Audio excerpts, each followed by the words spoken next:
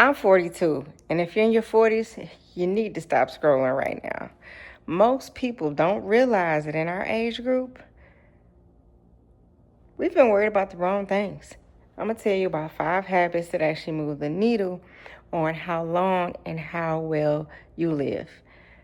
I'm a family medicine physician, and I see the same patterns over and over and over. If you're in your 40s, pay attention to this video.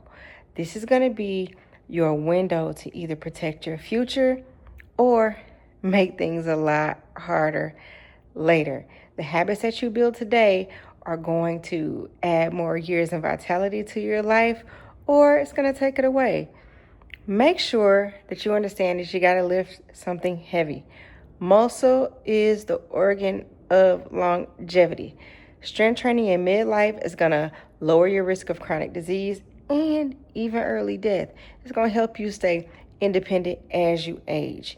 You want to be able to move around. 2 to 3 sessions a week, it's a game changer. So you want to think about squash, push-ups, lifting heavy weights. I'm not just talking about some time on a treadmill or walking. Now, we do need to move every single day. Daily movement needs to be a goal. Regular physical activity is going to cut your risk of heart disease, stroke, and early death, especially when you combine cardio with strength training. Now, you don't have to go and run a marathon. You know what I mean? Like, just remember, brisk walks, take the stairs, dance in your kitchen, line dance, whatever you need to do to get some movement in. Understand the importance of it. Also, make sure you protect your sleep like it is a prescription strength medication. Consistently sleeping around 7 to 8 hours a night is going to be linked to lower risk of early death. But if you aren't sleeping that well and you're having chronic nights of short sleep, guess what? It's going to show up later. You're going to have blood pressure issues, possibly blood sugar issues, and possibly mood changes. These are all possibilities that could happen if you are not sleeping well. And here's something that often gets missed. You got to build real connections. Yes, I'm not talking about surface level friendships. I'm not talking about just going out to lunch with somebody. I'm talking about building real friendships. Weak social connections and loneliness are going to increase your risk of heart attack, stroke, and early death at levels similar to like smoking and inactivity. So think about this. Connection is key. Think about connection as medicine.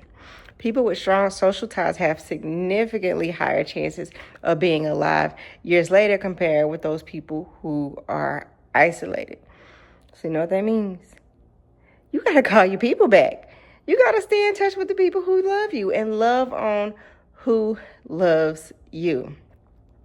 Last, I'm going to tell y'all to make sure you schedule your visit with your physician, right?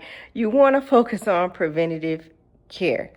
By your 40s, you should know your blood pressure, cholesterol, your blood sugar, and your cancer screening status, because prevention is key.